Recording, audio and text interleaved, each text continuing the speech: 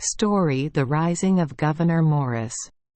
Gouverneur Morris, American minister to the court of Louis XVI, was considerably enriched, at the close of the Reign of Terror, by plate, jewels, furniture, paintings, coaches, and so on, left in his charge by members of the French nobility, that they might not be confiscated in the sack of the city by the sans-culottes.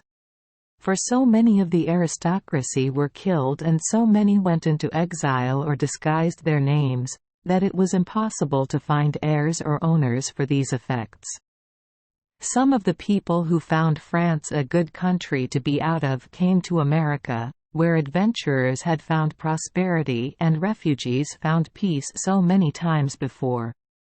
Marshal Ney and Bernadotte are alleged to have served in the American Army during the Revolution, and at Hogansburg, New York, the Reverend Eleazar Williams, an Episcopal missionary, who lies buried in the churchyard there, was declared to be the missing son of Louis XVI. The question, "Have we a Bourbon among us?" was frequently canvassed, but he avoided publicity and went quietly on with his pastoral work.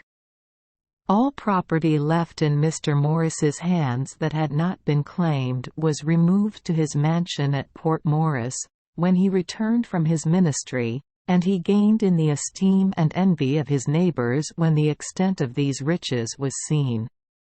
Once, at the wine, he touched glasses with his wife, and said that if she bore a male child that son should be heir to his wealth.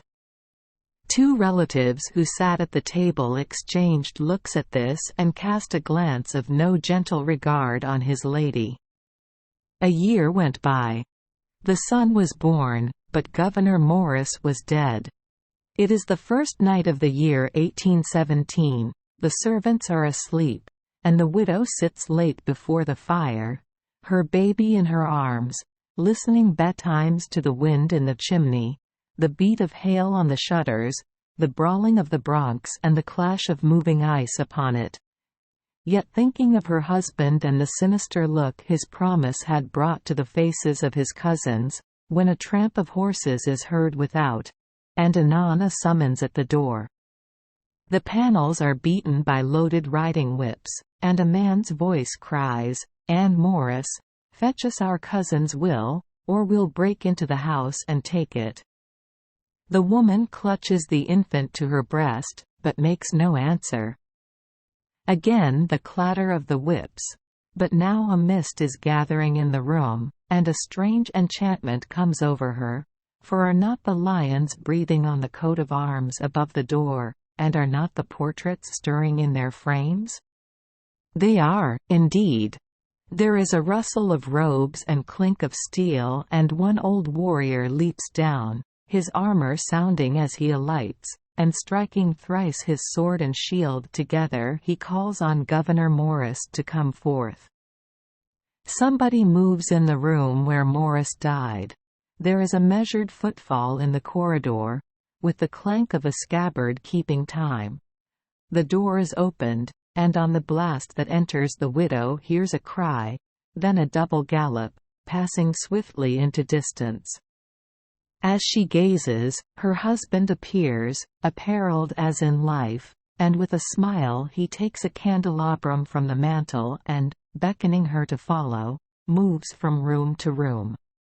Then, for the first time, the widow knows to what wealth her baby has been born, for the ghost discloses secret drawers in escritoires where money, title deeds, and gems are hidden, turns pictures and wainscots on unsuspected hinges, revealing shelves heaped with fabrics, plate, and lace.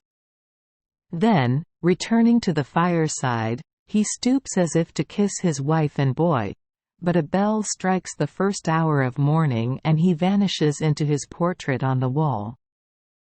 Thank you for joining us for today's fairy tale. We hope these stories bring joy and meaning to your day.